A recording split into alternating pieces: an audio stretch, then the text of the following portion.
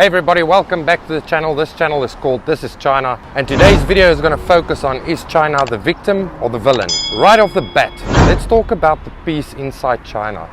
China has no riots, no protests, no anger towards one another. They have peace internally, and that tells you a lot about the country. They are absolutely happy with what they have in their country and how the systems run over here. Now, if you look at other countries, let's just talk about America for a second. There's absolute chaos in America right now. That country is burning down. They don't trust their president. They don't even trust both parties trying to run for the office at the moment. Now think of that for a second. They are definitely not happy over there in America, and that gives this unrest, hateful feeling in the country. In China it doesn't exist, so I can't really see how China can be a villain on that point. Let's talk about the CV breakout. Look how China handled it.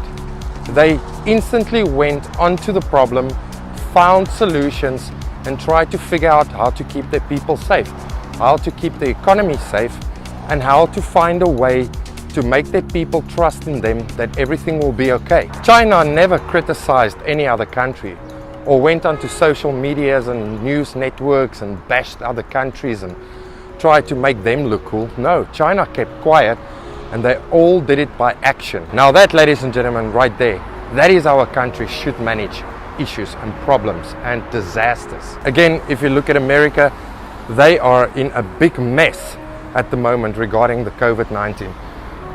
The top leaders can't handle it. They don't know how to handle it. They leave their people in this mindset of stress, and they make them believe this will never end. Again, look at China. We are out of trouble. I'm not even wearing my face mask. A lot of people around me are not wearing their face masks because it's safe. The way China handled it was fantastic. It's an awesome system. They jumped onto the problem and bam, they sorted it out. And yeah, I know there's a lot of people that's gonna say, but on Chinese media, they bashed all other countries. Listen, my wife is Chinese. She reads news every single day. There were little to none bashing of other countries on Chinese news networks. They did laugh though when foreigners didn't want to wear their face masks. If we look at Hong Kong, again, the world went crazy and they blamed China and they bashed China for implementing a security law in Hong Kong. The truth is, my friends, China went in there to restore law and order. And I think that's what Trump keeps on tweeting out. The funny thing is, both countries agree to law and order. But if China does it in a city like Hong Kong, where youngsters were burning down buildings, setting people alight, breaking down the city, China is the villain. I seriously can't understand it. Double standards. The economy of China is busy growing so strong that they will become the #1 country in the world. And the rest of the world can't handle this. They want to make China a villain for working hard. Hey, listen, China is a pro-working country. And if I can recall correctly, I think that's what Trump stands for as well. And that is an American value.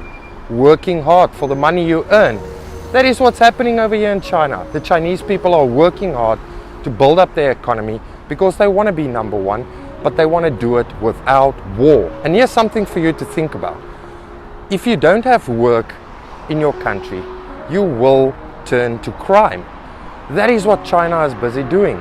They are working hard, all of them together, to create more jobs for each and every person of these 1.4 billion people to have a steady income monthly to look after them and their families. Now that for me is amazing, and I can't see why the world will think China is the villain. Chinese people are so sad and oppressed, I hear you say down there in the comment section. Absolutely not. That is an absolute lie. The Chinese people are happy. They know what they want in life. They believe in their government. They believe in their systems. They are goddamn happy of being Chinese. You do get immigrants that go into America and other countries. The Chinese people that do that are normally the guys with a super cool skill. They go abroad, make a ton of money, come back to their home country, and they live an awesome life here in their beloved China. And this is a funny for me. The government works so hard for its people that the people are happy. They love their country, they love the government systems, but instantly the government has been labeled as a villain. Again, the world says China is the villain. I can't understand it. Let's talk about Xinjiang for a minute here. You, my friends, you have been fooled for a very long time by the Western fake news. Listen, let me tell you what is happening in Xinjiang. The Chinese people are fighting terrorism over there and extremism. It's exactly the same as what America does. But again, if China goes into an area and fights against terrorism, then instantly they are labeled as the villain. I seriously again can't get my head around this. You tell me why.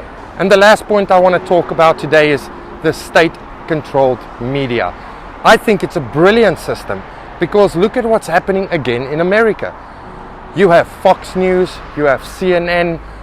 All of these news networks are absolute full of lies, and they lie to their people to make them believe in a narrative the news agencies want you to believe.